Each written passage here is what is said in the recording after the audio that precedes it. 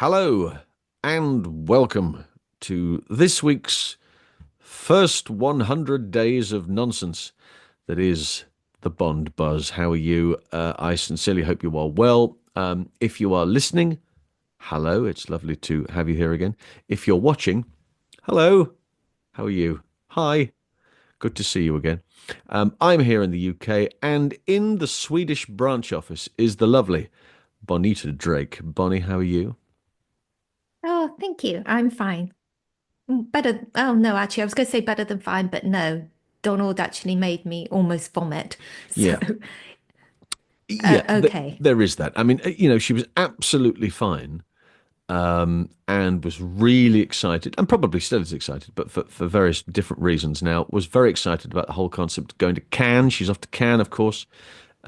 She's going off on work, on business to finance films and do that thing she does as a producer director, which is terribly exciting. And then the Donald turns up and decides that the country isn't making enough money, and therefore he's concerned that the money that is coming, movies that are being made in America, should be American movies and not anything else.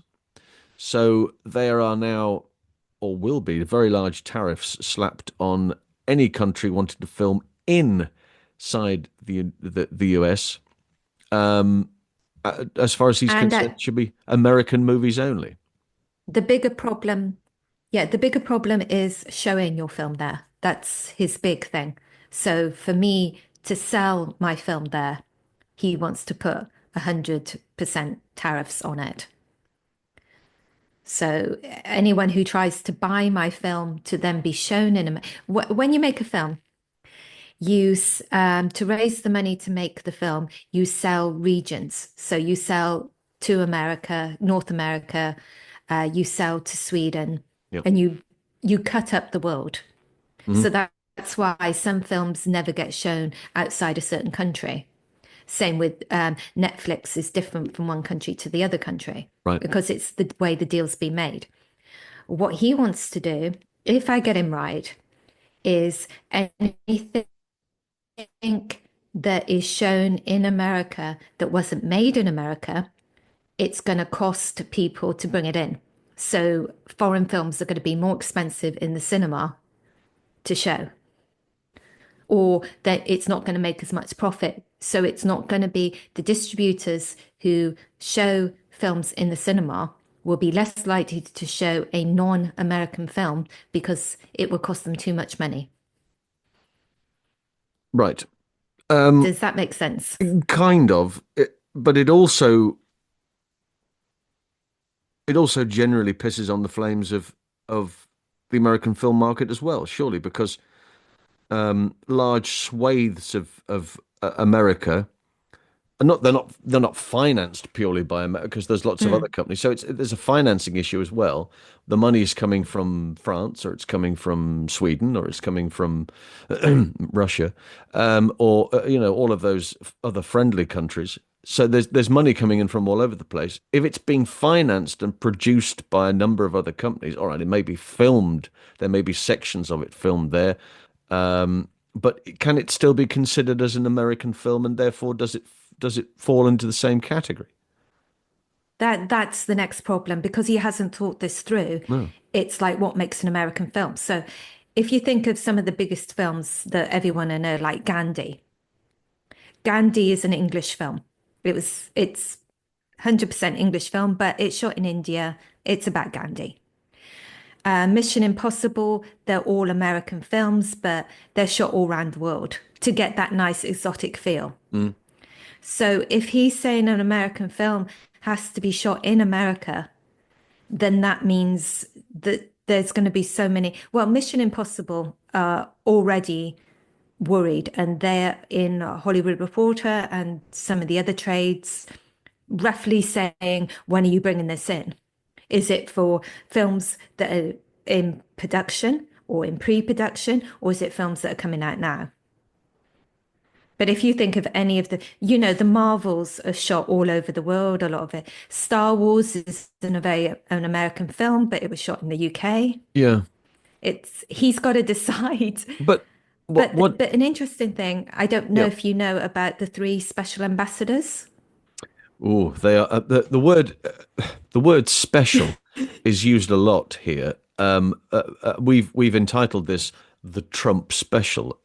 We make it sound like it's a very exciting. It's not. He's not special. He's special.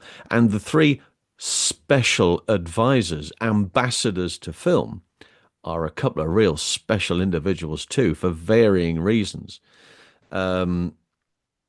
Well, I mean, there's John Voight for a start, who's been a supporter of Trump since he was born, I imagine. Is very MAGA originated. As His last, Yeah, yeah, if we just explain, so you've got John Volt, Mel Gibson, Sylvester Stallone, and these are his three experts that have been brought in.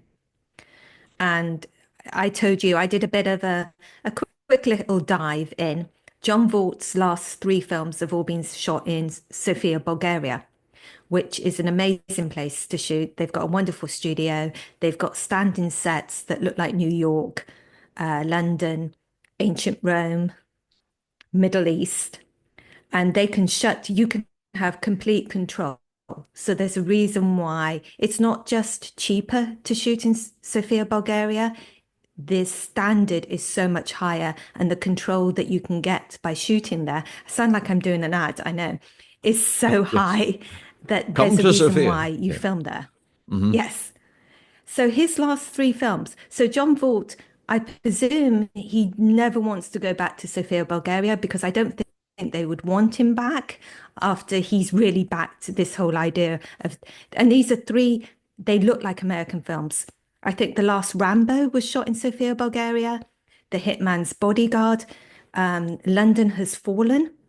These are, you would never believe that they weren't shot where you think they're set. Also, can I just say, is it because it's much cheaper to film there as well? That makes a great deal of sense, surely. If is it cheaper to film there than it is to go anywhere else? I mean, there are situations at the moment, and just along similar lines, the actor Rob Lowe, you remember him from the some many 80s pictures, but he currently has a game show, which he films in Dublin because it is cheaper to take the entire crew, go to Dublin and film this game show than it is to walk from one side of the Fox lot to the other to film it on a soundstage.